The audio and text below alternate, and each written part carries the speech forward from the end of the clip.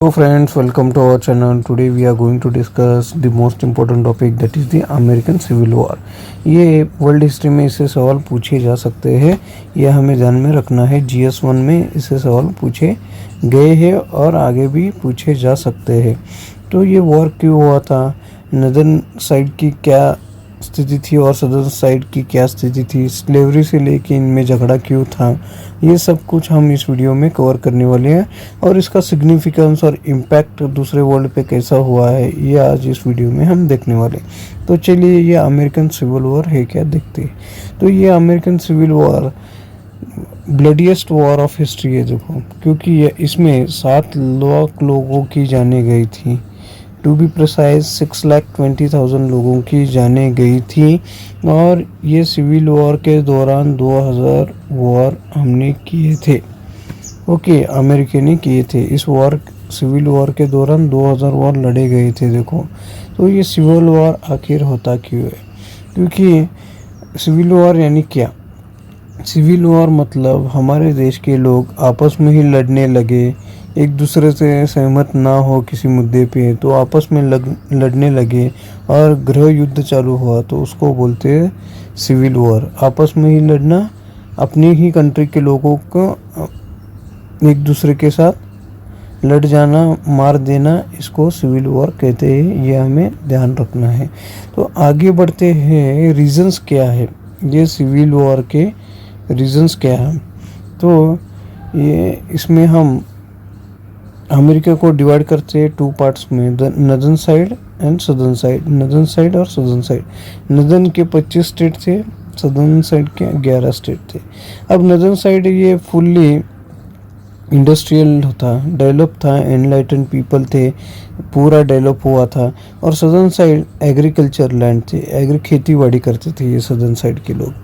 तो ये ध्यान में रखो, ये एग्रीकल्चर करते थे, ये इंडस्ट्रियल डेवलपमेंट था ये नदर्न साइड। तो अब नदर्न साइड के पीपल ने एक टैरिफ पॉलिसी का लाना तय कर लिया।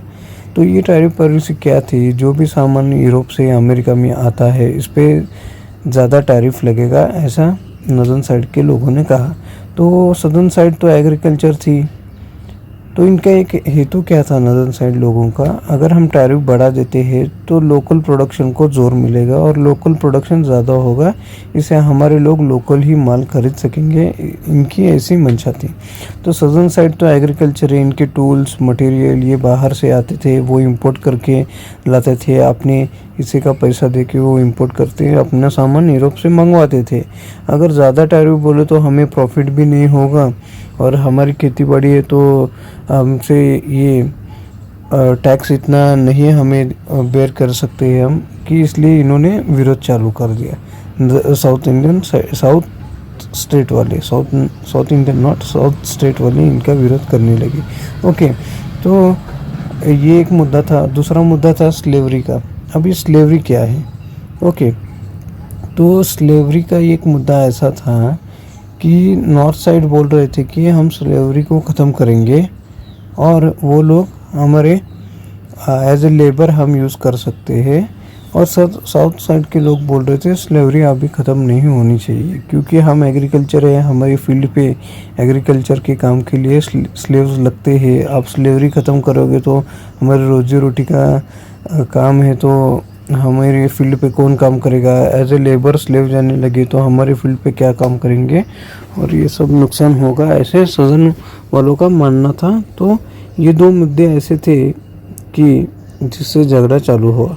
तो नदर्न स्टेट्स कौन से थे, तो ये हम देख सकते हैं यहाँ पे, इतनी डिटेल में जाने की ज़रूरत, new Jersey, New York, okay.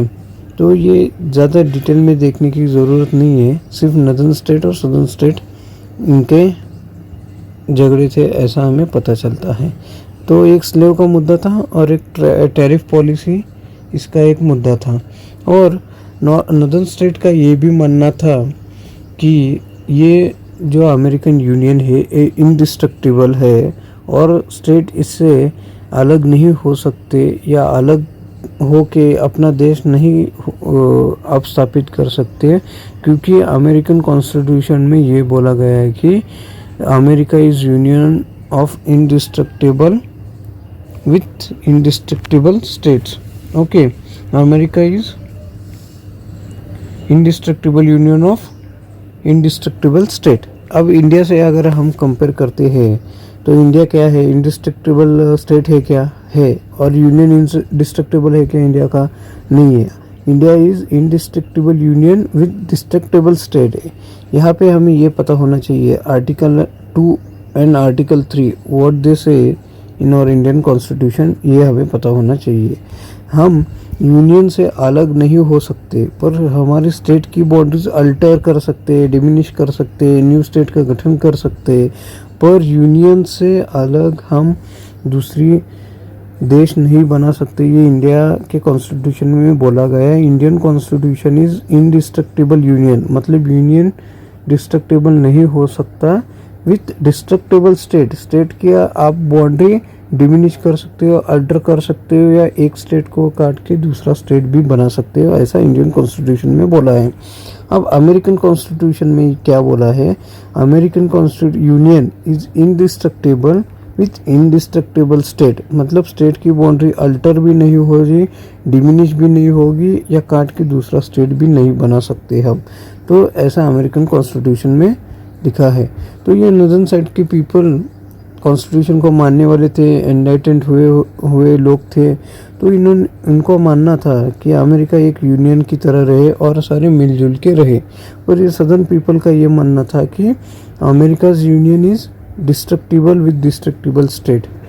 Okay, मतलब हम अलग हो सकते हैं अमेरिका की यूनियन से। ये तो बहुत ही क्रॉस जाने की बात इन्होंने बोल दी। तो दो इशू हमने देखे, slavery, they want to separate from slavery, and second one is they southern state want to separate from union, क्योंकि इट इज़ डिस्ट्रक्टिबल स्टेट, ऐसे वो बोल रहे थे। ओके, और टैरिफ पॉलिसी भी हमने देख ली क्या था, इंपोर्ट पे टैक्स बढ़ा दो और लोकल प्रोडक्शन को बढ़ावा मिलेगा, इसे यहीं पे माल मिल जाएगा।